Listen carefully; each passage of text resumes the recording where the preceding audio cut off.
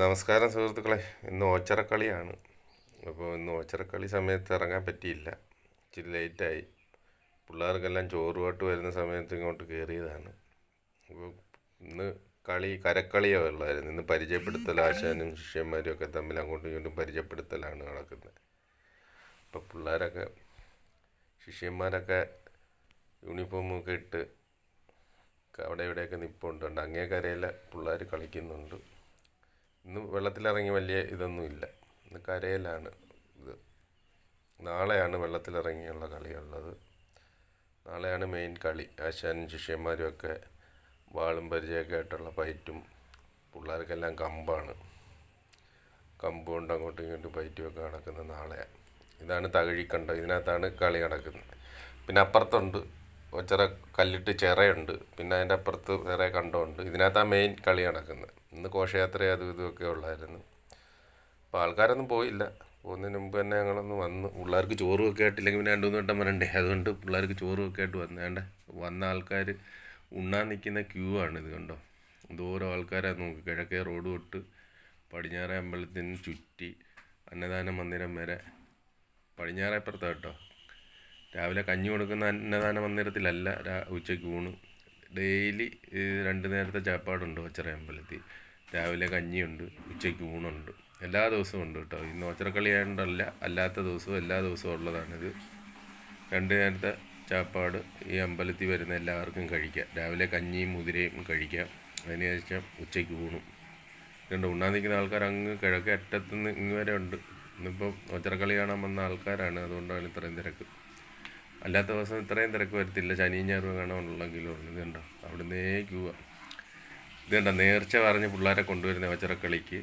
അപ്പോൾ ആശാന്മാർ കളി പരിചയപ്പെടുത്തി കൊടുക്കുക, ദക്ഷിണ മേടിക്കുക. അതാണ് ഇതൊക്കെ ഓച്ചിറക്കളിക്ക് കൊണ്ടുവന്നോളാന്ന് പറഞ്ഞ് നേർച്ച പറയുന്ന കുട്ടികളെയാണ്. അപ്പോൾ അവർ ഇവിടെ വന്ന് ആശാന്മാരുടെയൊക്കെ പറയുമ്പോൾ അവർ കളി ഒന്ന് പറഞ്ഞു കൊടുത്തിട്ട് ദക്ഷിണ മേടിക്കുന്ന ഒരു ചടങ്ങാണ്. കളി പഠിപ്പിക്കുക.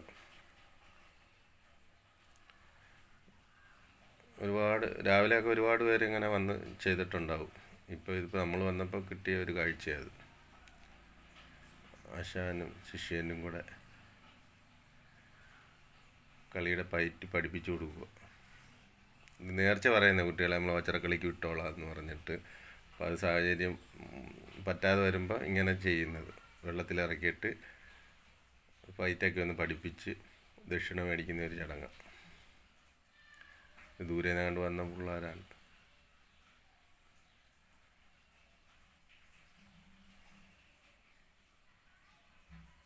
ആശാൻ പറഞ്ഞു പഠിപ്പിച്ചു കൊടുക്കുക. ഉണ്ണി ആശാനാണ്.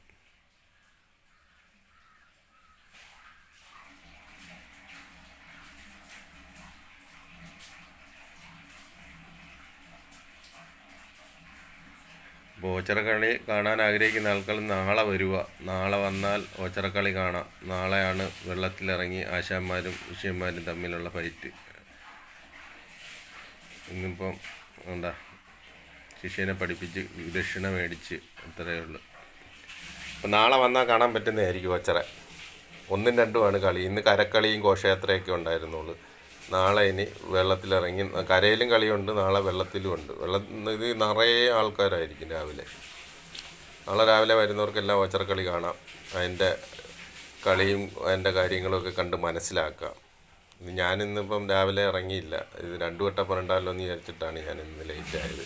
പിള്ളേർക്ക് ചോറും ഒക്കെ ആയിട്ട് വന്ന് കണ്ടതാണ്. ഓച്ചിറ അമ്പലത്തിൻ്റെ അടുക്കൽ തന്നെയാണ് നമ്മൾ പിള്ളേരെ ഇട്ടേക്കുന്നത്. അപ്പോൾ അവർക്ക് ഭക്ഷണമായിട്ട് വന്നപ്പം കയറിയതാണ്. ആൾക്കാരൊന്നും പോയില്ല. ഇന്ന് മോനുണ്ടായിരുന്നു. മോനുമായിട്ട് ഇങ്ങനെ വന്ന്. കഴിഞ്ഞ വർഷമൊക്കെ മോൻ ഇതിന് കളിക്കിറങ്ങിയാണ്. ഷീജയമ്മ ഉള്ളതുകൊണ്ട് അതൊക്കെ നടന്നു. ഇന്നിപ്പോൾ അത് നടന്നില്ല. അപ്പോൾ എല്ലാവർക്കും ശരി, ബൈ.